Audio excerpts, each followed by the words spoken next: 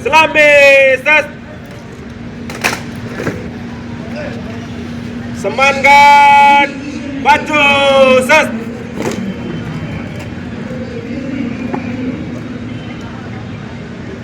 श्रीमान, मैं सार्जेंट सुरेंद्र कुमार पूर्णिया जिला बल के 15 जवानों के साथ सम्मानगढ़ आपके निरीक्षण को तैयार है।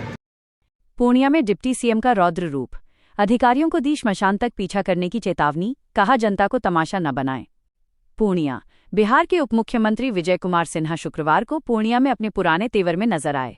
जनता दरबार के दौरान आम लोगों की फरियाद सुनते हुए जब भ्रष्टाचार और पुलिसिया लापरवाही के मामले सामने आए तो डिप्टी सीएम का पारा चढ़ गया। उन्होंने जिले के आला अधिकारियों को दो टूक लहजे में चेतावनी देते हुए कहा कि भ्रष्टाचार करने वालों का पीछा मैं श्मशान तक करूंगा। जनता दरबार में सबसे भावुक क्षण तब आया जब विधवा मुस्लिम महिला बीबी नासरीन बानो अपने छोटे बच्चों के साथ पहुंची। उन्होंने रोते हुए बताया कि पति की मृत्यु के बाद दबंगों ने उनकी जमीन के फर्जी कागज बनवा लिए और विरोध करने पर उन पर ही उल्टा STSC एक्ट के तहत मुकदमा दर्ज करा दिया। उन्होंने तुरंत DM और SP को कहा कि इस महिला को न्याय मिलना चाहिए, काम न हो तो सीधे मुझे फोन करना। वहीं एक बुजुर्ग महिला ने अपनी जमीन पर अवैध कब्जे की शिकायत की। जांच अधिकारी आयोग की सुस्ती पर नाराज होते हुए मंत्री ने कहा कि अधिकारी यहां लोगों की मदद के लिए हैं, उन्हें परेशान करने के लिए नहीं। उन्होंने CO को एक सप्ताह के भीतर मामले का निष्पादन करने और SP को महिला को जमीन पर कब्जा पोजीशन दिलाने का सख्त निर्देश दिया। एक पीड़ित ने बताया कि पुलिस ने उसकी 35 साल पुरानी पुश्तैनी जमीन पर घर बनाने से रोक दिया है और जेल भेजने की धमकी दे रही है। इस विवाद के सदमे से उसके पिता की मौत तक हो गई। डिप्टी सीएम ने थानेदारों को कड़ा संदेश देते हुए कहा कि किसी भी शरीफ व्यक्ति को फालतू परेशान किया तो परिणाम बुरा होगा। जनता दरबार के दौरान डिप्टी सीएम विजय सिन्हा ने अधिकारियों को जो चेतावनी दी उससे पूरे पंडाल में सन्नाटा पसर गया। उन्होंने कहा कि ये बात गांठ बांध लीजिए, आप कहीं भी ट्रांसफर हो जाएं या रिटायर हो जाएं, अगर आपने जनता के साथ अन्याय किया है तो मैं पीछा नहीं छोड़ूंगा। भ्रष्टाचार और लापरवाही बर्दाश्त नहीं की जाएगी। मारपीट पार कर दिया है। हम सब जगह 5-6 साल से घूम रहे हैं, हमको कोई मदद करने के लिए भी तैयार होते थे। झूठ फूस के केस में फंसा दिया है कि बंटवारा चाहिए कोर्ट से, जिसके लिए हमको मदद नहीं मिल पा रही है। मेरे पास सभी कागज है। कल परसों भी हमको जान से मार धरने का धमकी दे रहा था। कौन है आरोप आपके कर्मचारी, बुला लीजिए।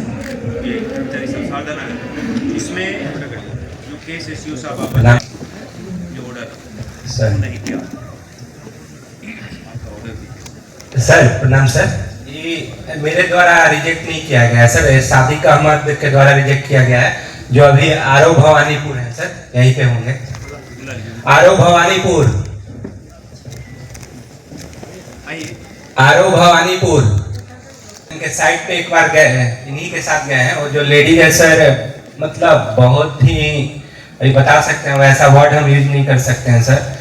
वहाँ पे मतलब बहुत गंदे गंदे तरीके से गाली देने लगती है। हम मिले हुए हैं सर, और जहाँ भी हम जाते हैं वो अपना पैटी लगा देता है।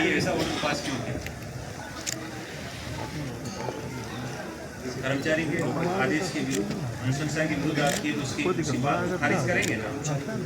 कर्मचारी क्यों है, उसने अनुशंसा किया था, बताओ आप इधर आके बताओ। KC1 है।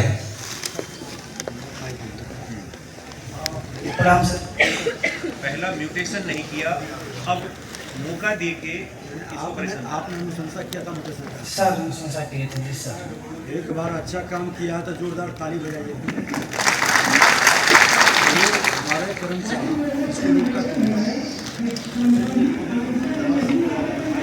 माइक पे माइक दिया जा सर। सर्टिफाइड आप माइक को बोलिए, माइक है ना आपके पास, माइक को बोलिए। 1970 का शब्द दलित था जो सर पढ़ने पढ़ा नहीं जा रहा था। हमें तो ऑनलाइन भी खोल के देखा, पढ़ रहे हैं, बिना चश्मा के भी पढ़ सकते हैं। और आपके यहाँ जो लगा होगा उसमें भी पढ़नी है, दखलकार है।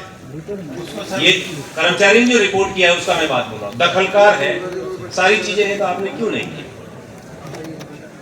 पुराना है तो क्या नहीं करना है, रसीद है इनके पास। इसको सर कॉपी लेके बुलाया गया। क्यों बुलाएंगे? पठनीय था तो आप ये कारण क्यों लिखेंगे पठनीय नहीं? इसको पढ़ने में आ गया, हमको पढ़ने में आ गया, आप क्यों नहीं पढ़ते? आपको पढ़ने में नहीं आया। ये गलत बात है ना। विष्णु साहब बच्चे तो पढ़ पाते हैं, सबसे बुजुर्ग तो वही है।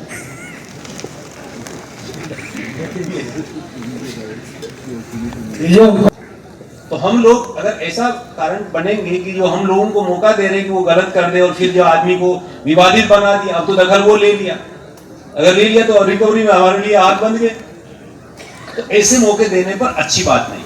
दुकान खोल के एकदम मजे में है और कहता है जमीन लेगी अपना पैसा दो नहीं तो जान मार देगी। साहब आप इस मामला को संज्ञान में लीजिए और DCLR उनके आप इनके यहाँ गए थे DCLR के यहाँ, CO साहब आपने इसमें क्या करेंगे?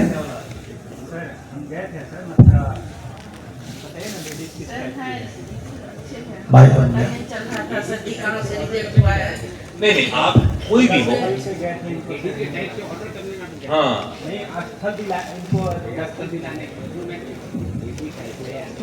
उससे क्या फर्क पड़ता नहीं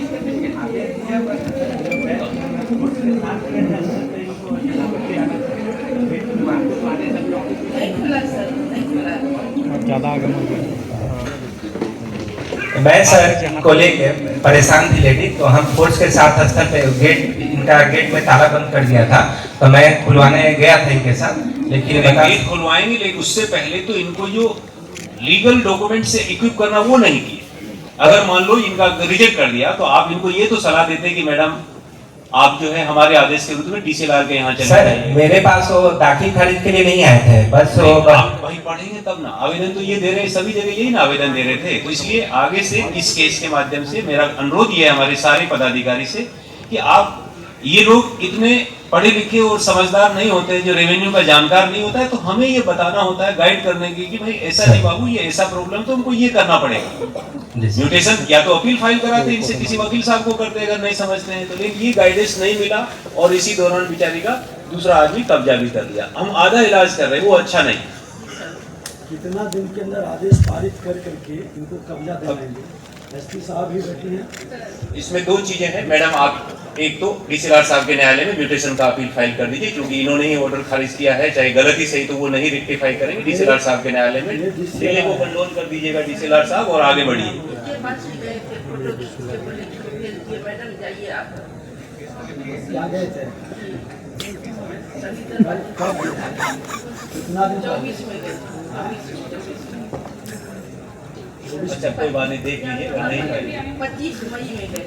मैडम केस फाइल किया है नहीं, केस फाइल करते तो आपको एक चिरकुट मिलता है, केस नंबर होता है, उसी से ये पहचानते हैं। केस नंबर ध्यान में रखें। केस भी नहीं करते हैं सर। नहीं केस करेंगे, डिले अगर हो गया मैडम कंडोन कर दीजिए, ठीक, डिले को कंडोन कर दीजिए, कंडोनेशन का आवेदन ले लीजिए, देन यू प्रोसीड।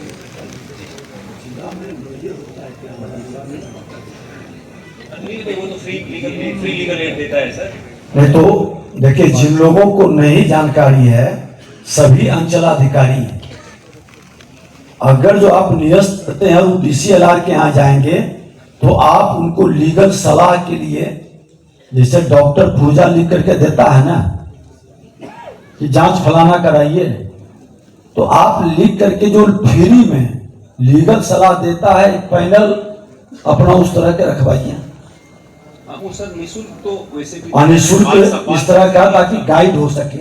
बालसा के लोगों को, और इस CO की जिम्मेवारी है कि किसी कारण से आपको लगता है कि मेरे स्तर से नहीं है, लीगल मामला है, तो उनको आप सजेस्ट करिए, ये व्यवस्था जरूर बनाइए।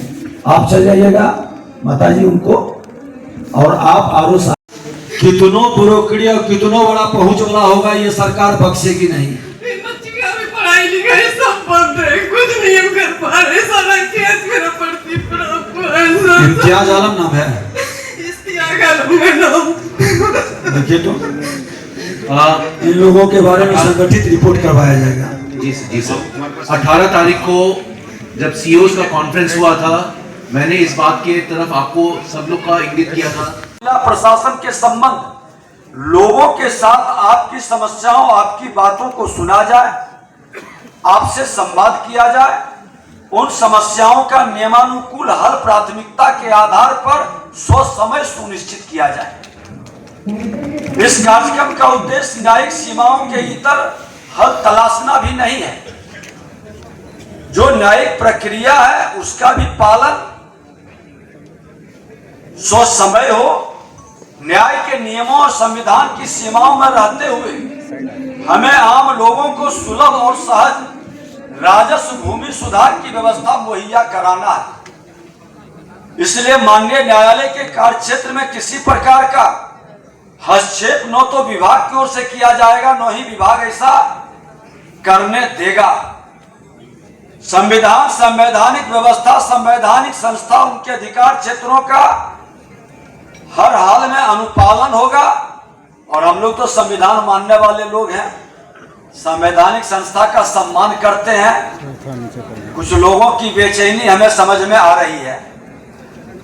इसी के साथ एक बात और स्पष्ट कर देना चाहते हैं कि किसी मंत्री, नेता, यहां तक कि मेरा और प्रधान सचिव का नाम इस्तेमाल कर हल्का, अंचल या जिलावार पर हमारे कर्मचारी, पदाधिकारी पर निरर्थक दबाव बनाने की प्रवृत्ति पर कड़ाई से संज्ञान लिया जाएगा।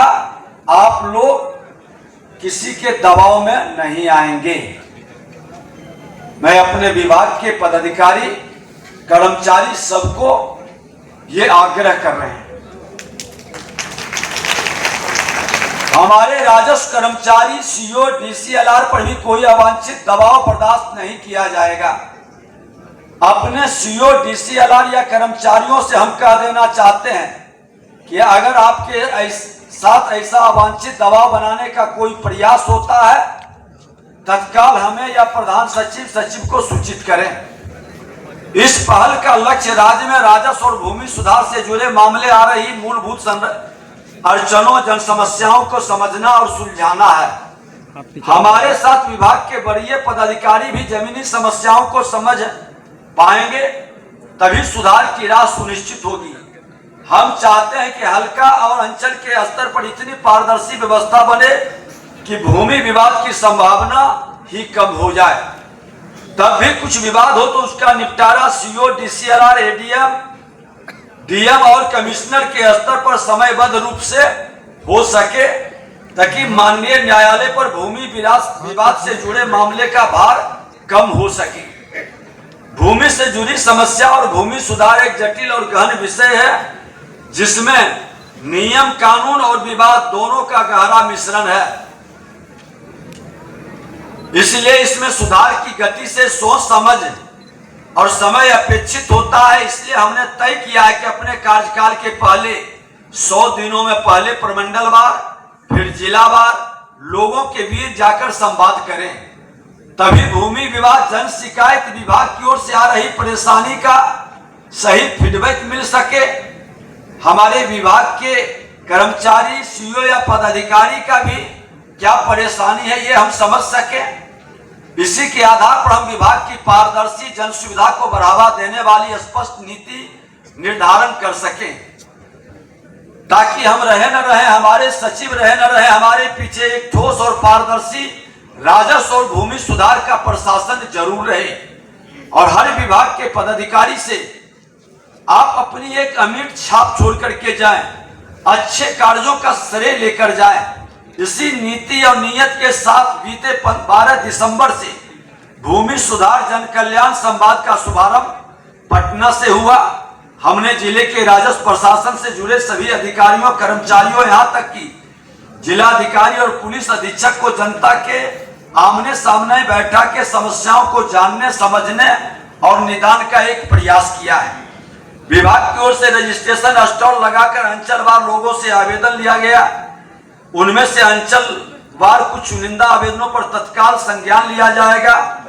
बाकी आवेदनों पर प्राथमिकता के आधार पर त्वरित कार्रवाई का निर्देश दिया जाएगा और वो भी समाधान हर हाल में करने का हम लोग प्रयास करेंगे। उसके बाद 15 दिसंबर को हमने लखीसराय में भूमि सुधार जन कल्याण संवाद किया। 18 दिसंबर को राज्य के सभी एडीएम, डीसीएलआर, सीओ को पटना बुलाकर बैठक की। 22 दिसंबर को मुजफ्फरपुर में भूमि सुधार जन कल्याण संवाद किया गया। सभी जगह हमने साफ संदेश दिया कि विभाग की कार्य व्यवस्था के केंद्र में हमारे लोग हैं, बिहार की जनता है। बिहार के माननीय मुख्यमंत्री नीतीश कुमार जी और देश के प्रधानमंत्री नरेंद्र मोदी जी सुशासन से समृद्धि की ओर ले जाने का जो संकल्प लिया है, उसमें आप सबका भी भागीदारी हो। निरर्थक दबाव बनाने और स्टंटबाजी को प्रोत्साहित करना, इस कार्यक्रम का कोई भी वर्गलाने का प्रयास न करेंगे। हमारी एकमात्र प्राथमिकता बिहार की जनता और जन सरोकार है। बिहार के सभी भूधारियों को पारदर्शी, जिम्मेवार, ईमानदार व्यवस्था मुहैया कराना हमारी प्राथमिकता है। किसी भी प्रकार के बिचौलिए, दलाल, भूमाफिया की संलिप्तता और अवांछित हस्तक्षेप कतई बर्दाश्त नहीं किया जाएगा। हमारे समाज में कई सफेदपोश हैं जिनकी काली कमाई जमीन में गड़ी है। भेष बदलकर भी वो भूमाफियाओं को पोषित करते हैं। विभाग ऐसे तत्वों को उजागर करने की योजना भी बना रही है और कई तो अभी ईडी के रडार पर भी पहुंच रहे हैं। हर जिले से ये सूचनाएं गोपनीय ढंग से इकट्ठा कर करके और उनका भी चेहरे से नकाब हटाने की तैयारी चल रही है। हमने सीओ, डीसीएलआर, एडीएम से भी कहेंगे कि भूमाफिया और जालसाजों पर कड़ी कार्रवाई करें, एफआईआर करें। विभाग आपके साथ खड़ा है। जो भी गलत दस्तावेज फर्जीवाड़ा किया है, आप कंफर्म है, नियम के अनुकूल आप पूरी तरह से देखकर हमारे सेक्रेटरी गोपाल मीना जी आपको इस संदर्भ में बताएंगे भी। आपको अधिकार है एफआईआर करने का।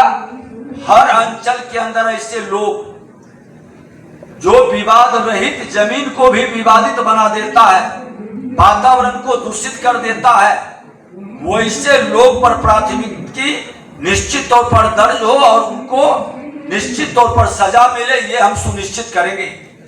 हमारा प्रयास है कि मेरे कार्यकाल के 100 दिनों में सकारात्मक बदलाव लोगों को महसूस हो। इसलिए हमने 3 समस्याओं को अभी विशेष तौर पर वरीयता दी है।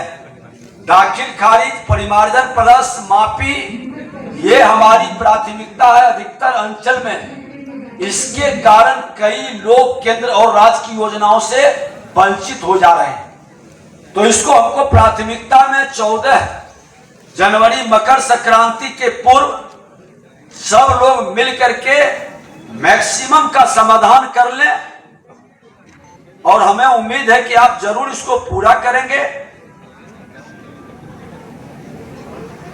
हमने अंचलवार सूचना, नियम और नीति को बैनर, पोस्टर लगाकर साझा करने को भी कहा है। हमने निर्देश दिया है कि पूरे समय हमारे पदाधिकारी अभी मौजूद रहेंगे। साथ ही उनको 15 दिनों का समय जो दिया गया है सकारात्मक बदलाव की दिशा में एक बेहतर प्रयास करने का, लंबित मामलों का नियम संगत निपटारा सुनिश्चित करने का। आगामी 14 जनवरी तक प्रधान सचिव, सचिव क्षेत्रवार गहन समीक्षा भी करेंगे और प्रगति प्रतिवेदन भी हम लोग जारी करेंगे।